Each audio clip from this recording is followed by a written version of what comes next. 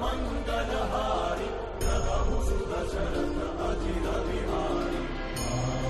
सिया राम सिया राम जय जय राम। सिया राम सिया राम जय जय राम। राम सिया राम जय जय राम। नमस्कार, चुनावी तड़का के आज के अंक में आप सभी का स्वागत है। आज हम पहुंचे हैं काशी, बाबा भोले की नगरी काशी।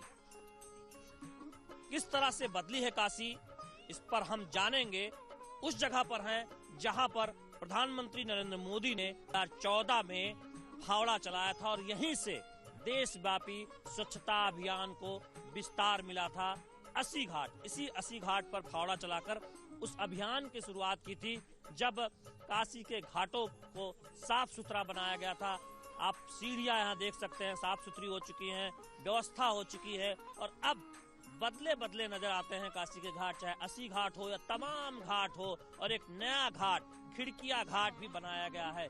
तो किस तरह से काशी बदली है, उन बदलावों के बारे में हम जानेंगे। उन बदलावों के बारे में लोगों से बात करेंगे जो यहाँ पर रोज आते हैं या फिर जो पर्यटन के लिए यहाँ आते हैं, उनसे हम जानेंगे, जो धार्मिक पर्यटन के लिए आते हैं, कि कितनी बदली है काशी। इस बारे में चुनावी तड़का में विस्तार से बातचीत करेंगे।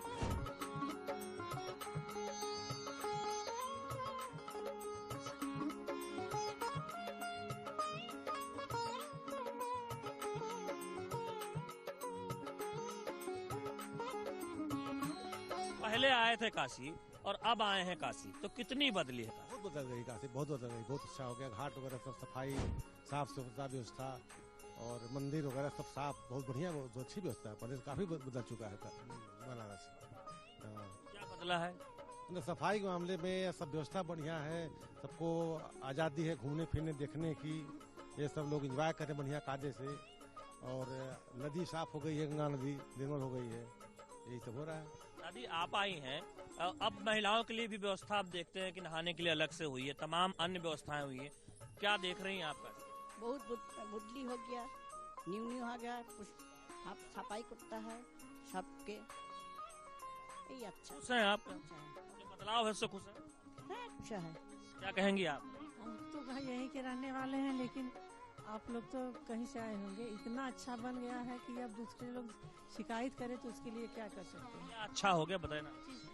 गंगा घाट बना है, दर्शनार्थी लोग आ रहे हैं, हमारे देश का विकास हो रहा है और हर एक चीज अच्छा हो रहा है भाई। अब क्या क्या बताएं, पूरा किसान के लिए, हर आदमी इंसान के लिए, सबके लिए अच्छा हो रहा है। अब महिलाएं के लिए तो और ही अच्छा हो गया। इतना सुरक्षित महिला है कि फिर हम लोग क्या बताएं। घाट पे सुविधा बढ़ी है महिलाओं की? बहुत सुविधा। हम बता रहे हैं कि आज के 25 साल पहले हम यही के परिक्रमा हम लोग पचरोज करते हैं, आए थे तो ये सब इतना माटी का टीला था कि हम लोग ऊपर चढ़ नहीं पा रहे थे, सब मिट्टी से भरा था पूरा। अब क्या कहें, मोदी और योगी दोनों लोग का है। हम लोग का सोच यही है कि हमेशा बार बार ये लोग यही पे रहे और अच्छा काम करे। बहुत अच्छा काम किए हैं। देखो, दुआएं मिल रही हैं। आप देखिए, ये वो 80 घाट है जहाँ पर अब सीढ़ियाँ साफ सुथरी, और यहीं से 80 आखिरी घाट माना जाता है। और यहाँ से आप देखें घाटों की जो पूरी श्रृंखला है, गंगा नदी के किनारे वाराणसी, काशी जाना जाता है। गंगा नदी यहाँ से गुजरती हैं अपने घाटों के लिए। बाबा विश्वनाथ धाम यहाँ पर है और तमाम वो जो नागरिक सुविधाएं हैं वो किस तरह से बदली हैं, उस पर हम बातचीत कर रहे हैं काशी में आए लोगों से और तमाम ऐसे लोगों से जो यहाँ पर आते हैं, कभी घूमने आते हैं, बाहर से आते हैं। कितना बदलाव आया है बनारस शहर में और घाटों में। काफी बदलाव आ गया है, इम्प्रूवमेंट काफी आई है। घाटें साफ हो गई हैं, बैठने की जगह हो गई है, अब कोई इश्यूज नहीं होती हैं, तो बदलाव काफी है। क्या चाहते हैं युवा के तौर पर और क्या होना चाहिए? ऐसे ही और इम्प्रूवमेंट होना चाहिए, थोड़ा सा आगे की जैसे जनरेशन अगर बढ़ती जा रही है तो बैठने की जगह हो जिसमें किसी को डिस्टरबेंस ना हो, बस यही बदलाव चाहिए। बाकी तो लग रहा है सब बढ़िया हो रहा है। हाँ बिल्कुल। भारत ऐसा पहला देश है जो दुनिया का सबसे बड़ा टीकाकरण अभियान चला रहा है और जहाँ पर भी भीड़ होती है वहाँ लोगों को प्रोत्साहित किया जाता है कि टीका लगवाएं। और यहाँ गंगा के किनारे जो तमाम मछुआरे हैं यहाँ गंगा के किनारे जो तमाम नाविक हैं जिनकी रोजी रोटी चलती है, नाएं आप देख रहे हैं, उनके लिए विशेष टीकाकरण अभियान चल रहा है यही घाट पर। और ये दिखाता है कि किस तरह से हर व्यक्ति तक पहुंचा जा रहा है, घर घर पहुंचा जा रहा है टीकाकरण के लिए, कोविड से बचाव के लिए। टीका सबसे बड़ा हथियार है और यहाँ आप देखें टीकाकरण हो रहा है, उसके लिए जो तमाम स्टाफ के लोग हैं वो टीकाकरण का काम कर रहे हैं। और बहुत बड़ी बात यह है कि सिर्फ सरकार ही नहीं, तमाम स्वयंसेवी संस्थाएं, तमाम कारोबारी इसमें अपने तौर पर मदद कर रहे हैं, अपने तौर पर सहयोग कर रहे हैं। बनारस जो भी आते हैं, बनारस के घाटों में सबसे पहले जब आप दक्षिणी सिरे से अंदर आते हैं तो आपको 80 घाट मिलता है। 80 घाट क्यों मशहूर है, आप उसे जानने समझने के लिए यहाँ पर एक पट लगाया गया है। भीषण युद्ध में असुर शुंभ और निशुंभ का संहार करने के बाद देवी दुर्गा ने अपनी तलवार भूमि पर जहाँ फेंकी, वहीं पृथ्वी से एक जलधारा उत्पन्न हुई, उसे ही 80 नदी कहा गया। 80 और गंगा के संगम पर स्थित इस घाट की गणना वाराणसी के पवित्रतम घाटों में की जाती है तथा ये वाराणसी का सबसे दक्षिणी घाट है। तो सबसे दक्षिणी घाट है वाराणसी में 80 घाट।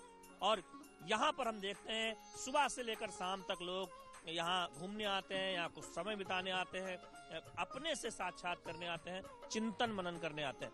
आप कहाँ से आए? तो बिहार बक्सर से हैं। पहले आए थे काशी? हाँ, यहीं पर हम पढ़े लिखे हैं, यहीं हमारा कर्म भूमि है जी। कितना बदलाव आप देख रहे हैं? बहुत बहुत बदलाव। ऐसा है, पहले तो आते थे तो यहाँ बहुत गंदगी रहता था, अब तो माने बहुत काफी साफ सुथरा हो गया है और रोड भी अच्छा हो गया है, माने बहुत काफी विकास है। लाइट भी पहले बहुत कटती थी, अब लाइट भी नहीं कट रहा है, मैंने बहुत हमारे समझ से तो बहुत सड़क चौड़ी हुई है, घाट साफ हुआ है, कुछ और भी हुआ काशी में? अरे बीएचयू में हम तो वहाँ पर योगा टीचर हैं हम बीएचयू में, तो हम देख रहे हैं कि अगल बगल में चारों ओर सब बिल्डिंगें सब बन गई, हॉस्पिटल का भी बहुत विकास हुआ, बहुत बहुत डेवलपमेंट है। और हम आगे बढ़ेंगे पप्पू चाय की दुकान पर और वहाँ जानेंगे कि काशी में बदलाव के बारे में। वहाँ जो रिटायर्ड लोग हैं या फिर जो प्रोफेसर हैं, जो छात्र हैं, कारोबारी हैं, उनका क्या कहना है। क्योंकि 80 घाट में से जब आप निकलते हैं, बगल में पप्पू चाय की दुकान है और वहाँ पर हम अड़ी गलते हैं। काफी लोग काशी के बैठे हुए नजर आते हैं जिन्होंने काशी को देखा समझा है, काशी के बदलावों को महसूस किया है करीब से, चूंकि वो दशकों से इस नगरी में, बाबा भोले की नगरी में रहते रहे हैं। तो चलते हैं पप्पू की चाय की दुकान पर।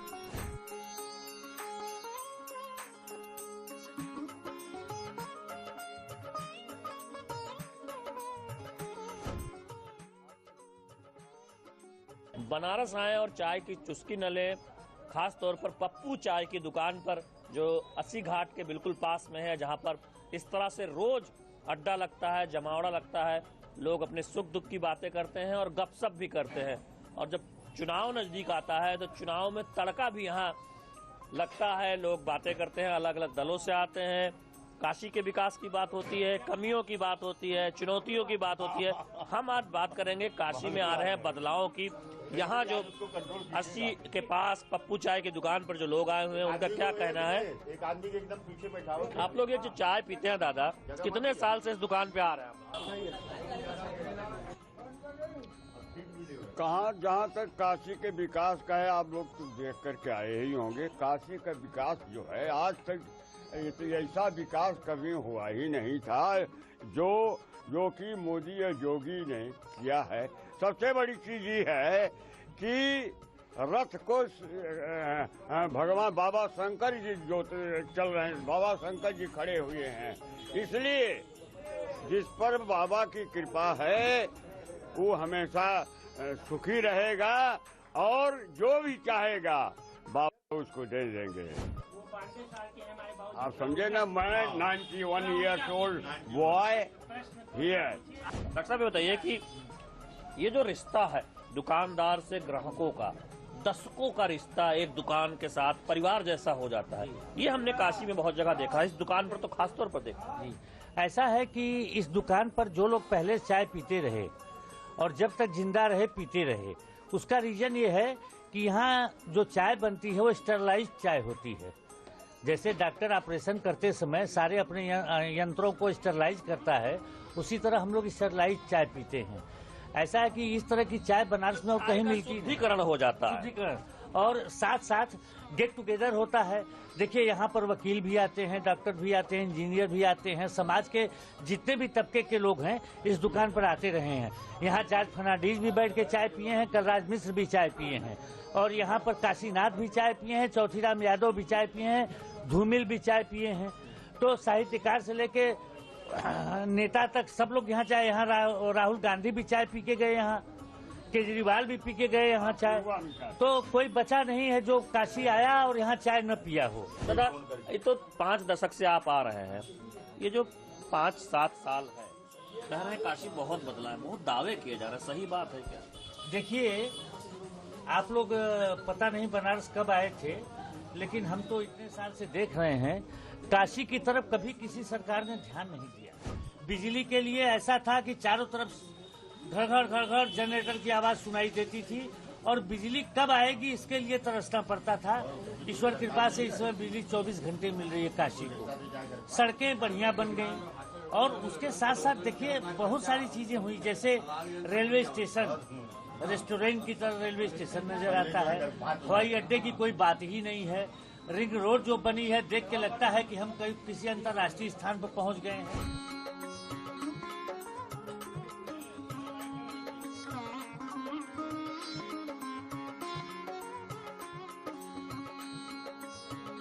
और वाराणसी में अब परीक्षण की सुविधा होगी। राष्ट्रीय परीक्षणशाला को शुरुआत कर दी गई, और यहाँ आप देखें अब कपड़ा निर्यातकों को मानकीकरण के लिए गुरुग्राम या फिर कोलकाता नहीं जाना होगा। यहाँ पर कंज्यूमर अफेयर मिनिस्ट्री यानी उपभोक्ता मंत्रालय की तरफ से राष्ट्रीय परीक्षणशाला की शुरुआत हुई है, जिसमें कपड़ा की गुणवत्ता जांची जा सकेगी कि उनकी क्वालिटी क्या है, वो कितना टिकाऊ है। हमारे साथ बातचीत करने के लिए मौजूद हैं एसपी कालिया साहब, वैज्ञानिक हैं, उनसे जानते हैं ये जो राष्ट्रीय परीक्षणशाला के तहत जो ये मशीनें लगाई गई हैं कैसे काम करेगी और किस तरह से फायदा होगा यहाँ के जो टेक्सटाइल सेक्टर से जुड़े जो एक्सपोर्टर हैं, जो कारोबारी हैं। टेक्सटाइल एक्चुअली वाराणसी जो है हमारा टेक्सटाइल का एक हब है। यहाँ पर मैक्सिमम जितनी भी साड़ियाँ हमारी हैं या जितनी भी चीज़ें यहाँ से एक्सपोर्ट हो रही हैं या इंडिया में जो हमारी यूज़ हो रही हैं, उन सबकी टेस्टिंग के लिए हमने इस प्रयोगशाला को स्थापित किया है। कुछ स्पेसिफिक टेस्ट हैं जिनके बारे में मैं थोड़ा सा आपको बताता हूँ। जैसे कि ये एक मार्टिनडेल एब्रेशन टेस्टर है। कोई भी फैब्रिक होता है, जैसे मान लीजिए कलर्ड फैब्रिक है या कोई भी फैब्रिक है, इस फैब्रिक को हम इसके ऊपर लगाते हैं। इसके ऊपर लगा के एक स्टैंडर्ड हमारा रखा हुआ है।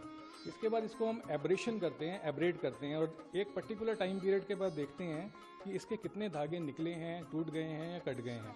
फिर उसको हम स्टैंडर्ड से मैच करके देख लेते हैं कि सही है कि नहीं। क्या इसका कोई सर्टिफिकेट दिया जाएगा, प्रमाण पत्र दिया जाएगा उन निर्यातकों को, उन कपड़ा कारोबारियों को बाजार में बेचने से पहले? एक्चुअली क्या है कि हर कपड़े का एक भारतीय मानक है।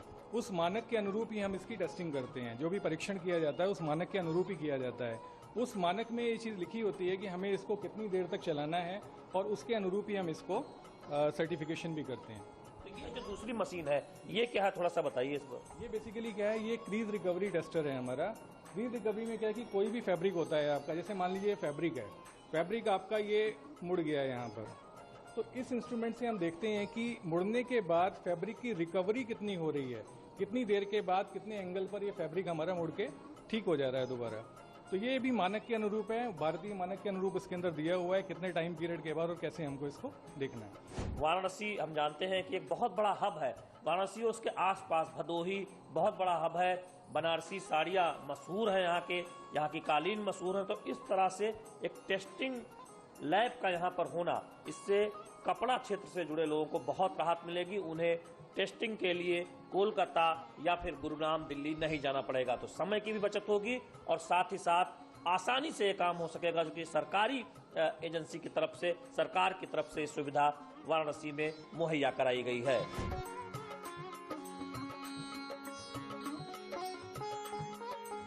केवल टेक्सटाइल ही नहीं, अब पेयजल की गुणवत्ता जांचने की सुविधा भी यहाँ दी गई है। यहाँ पर पानी में अगर कोई ऐसा तत्व है जो हानिकारक है, उसकी जांच की जा सकती है। आप ये देखें, यहाँ पर ये सुविधा दी गई। हमारे साथ यहाँ के सुखदेव प्रजापति हैं, जो साइंटिफिक ऑफिसर हैं, उनसे बात करते हैं। सुखदेव जी, किस तरह से यहाँ पे टेस्टिंग होगी और कौन कौन आके पेयजल की टेस्ट कर सकता है? क्या सरकारी एजेंसियाँ करेंगी या फिर कोई जो पानी, बोतल बंद पानी बेचता है, या फिर आम गाँव के निवासी? कौन कौन यहाँ पर टेस्टिंग करता है? अभी हम लोग जो है कि यहाँ पर पेयजल की जो है कि गुणवत्ता की जांच करने के लिए मशीनें और इक्विपमेंट लगा रखे हैं, जिसमें हम लोग जो है कि 5-6 पैरामीटर रंग, कुल घुलनशील पदार्थ, टर्बिडिटी एंड हार्डनेस, जो कुल कठोरता कहते हैं, इस तरह की जांचें हम लोग करेंगे। जैसा आपने हमसे पूछा कि यहाँ पर किस तरह के कौन कौन से लोग जो है कि यहाँ पर जांचें करा सकते हैं, अभी हम लोग सब गांव के लोग भी और सरकारी और प्राइवेट एजेंसियां भी यहाँ पर आकर जांच करा सकती हैं, जिन्हें पेयजल की सुविधा की गुणवत्ता जांच करने के लिए हम सुविधाएं दे रहे हैं। तो हम जानते हैं कि बहुत दिक्कत होती है ग्रामीण स्तर पर पेयजल की गुणवत्ता को लेकर, और कई बार ऐसे तत्व होते हैं जिनको पीने से स्वास्थ्य खराब होता है। तो बहुत आसानी होगी, अब एक सुविधा मिल गई है यहाँ वाराणसी में, पेयजल की गुणवत्ता टेस्ट हो सकती है किसी निश्चित इलाके में कि वहाँ का पानी कैसा है, क्या वो पीने योग्य है, या फिर अगर कहीं पेयजल की गुणवत्ता टेस्ट करनी हो तो उसकी एक सुविधा भी अब वाराणसी में इस सेंटर में मिल गई है।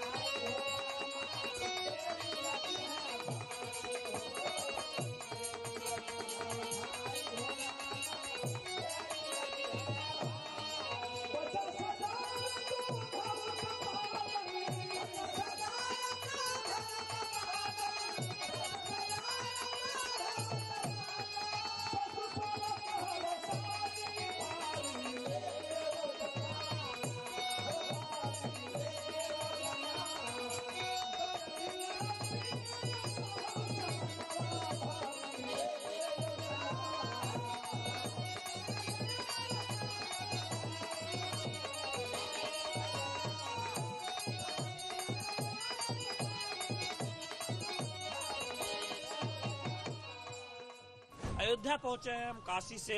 अयोध्या भगवान राम की नगरी, सरयू माँ यहाँ से बहती हैं।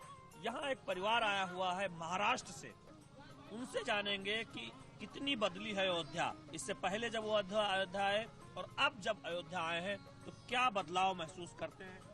भाई साहब, आप कब आए थे इससे पहले अयोध्या? 6 साल के पहले आए थे हम, महाराष्ट्र से यहाँ पर। तो तब जब आप आए थे और आज आप आए हैं, कितना बदलाव आप देखते हैं अयोध्या में? पहले बहुत गंदगी थी, अभी गंदगी नहीं है, और अभी राम मंदिर भी बन रहा है, इसलिए लोगों के लिए सुविधा के लिए बहुत अच्छा भी वो चल रहा है अभी। बहुत अच्छा।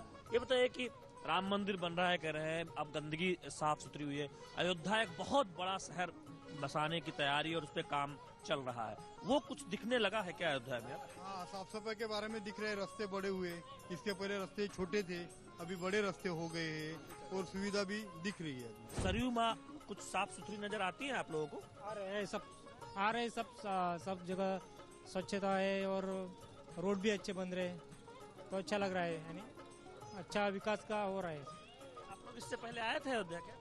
नहीं आए थे। क्या सुना था अयोध्या के बारे में और अब देखा था? राम जन्मभूमि है, ऐसा सुना था, अभी अच्छा लगा। वहाँ गए, देखा मंदिर बन? देखा अच्छा। मंदिर अभी जो बन रहा है बहुत अच्छा है, वो देख के ही बहुत अच्छा लग रहा है। देख के बहुत अच्छा लग रहा है, जब पूरा बन जाएगा तो और अच्छा लगेगा। आएंगे एक बार का आएंगे।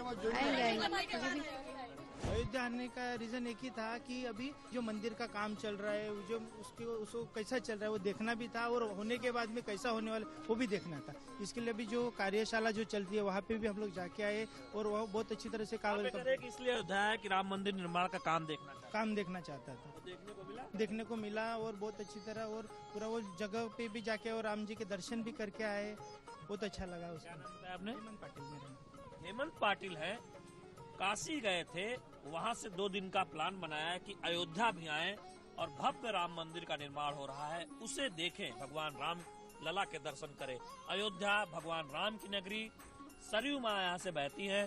किस तरह से अयोध्या बदल रही है उस पर हम जान रहे हैं। महाराष्ट्र से एक परिवार और ग्रुप आया हुआ है, उनसे राय ले रहे थे। सर, हम देख रहे हैं कि राम मंदिर निर्माण का काम जोरों पर है, थोड़ा विस्तार से बताएं दर्शकों के लिए कि ये काम कितनी प्रगति पर है और कब तक पूरा होगा। पर्याप्त प्रगति है, संतोषजनक प्रगति है, और हमारा विचार है कि दिसंबर 2023 तक गर्भगृह में भगवान को स्थापित करके जनता के दर्शन शुरू हो जाएंगे। अभी हमने नींव का पहला चरण पूरा कर लिया है। जमीन के नीचे चट्टान डाली गई है जो गर्भगृह पर 14 मीटर मोटी है, गहरी, और गर्भगृह के अतिरिक्त स्थान पर 12 मीटर गहरी है। इसके ऊपर एक ज्यादा शक्तिशाली कंक्रीटिंग किया जा रहा है, उसको राफ्ट कहेंगे, वो भी 5 फीट ऊंची, 1.5 मीटर, और ये उतने हिस्से में है जितना हिस्सा मंदिर का बनेगा, लगभग 2.75 एकड़। ये कार्य भी हम जनवरी तक अवश्य पूरा कर लेंगे, 15 जनवरी तक।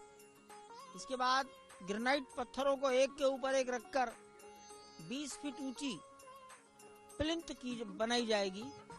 उसमें ग्रेनाइट के पत्थर होंगे 5 फीट ऊंचे, 3 फीट चौड़े, 2.5 फीट मोटे। ये लगभग 26,000 ब्लॉक ग्रेनाइट के रखे जाएंगे, और उसके बाद मंदिर के निर्माण का काम प्रारंभ होगा। क्या बदलाव आप देखते हैं? या तो पहले भी आए होंगे। हम यहाँ से 3-4 साल पहले आए थे, मुझे एक्यूरेट याद नहीं है, लेकिन मुंडन में आया था मैं। यहाँ पे इस सरयू नदी का पानी इतना गंदा हो चुका था, इतना गंदा कि आप यहाँ पे अंदर जाकर अपना मुंह, हाथ के अंदर छींटा भी नहीं मार सकते थे, इतना गंदा था। लेकिन मैं सरकार का ये सम्मान करता हूँ कि उन्होंने इस पानी को साफ किया और नहाने योग्य दर्शनार्थियों के लिए व्यवस्था बढ़िया की है। घाटों का निर्माण हुआ है, अच्छे अच्छे घाट बने हुए हैं, सौंदर्यीकरण के नाम पे अयोध्या का विकास हुआ है। कब से याद आता है कि ये काम कर रहे होंगे आपके परिवार? हमारे आजा बाबा, दादा, नानी, नाना सब इसी को काम किया। हमारा तो भी खानदानी चल रहा है यहाँ।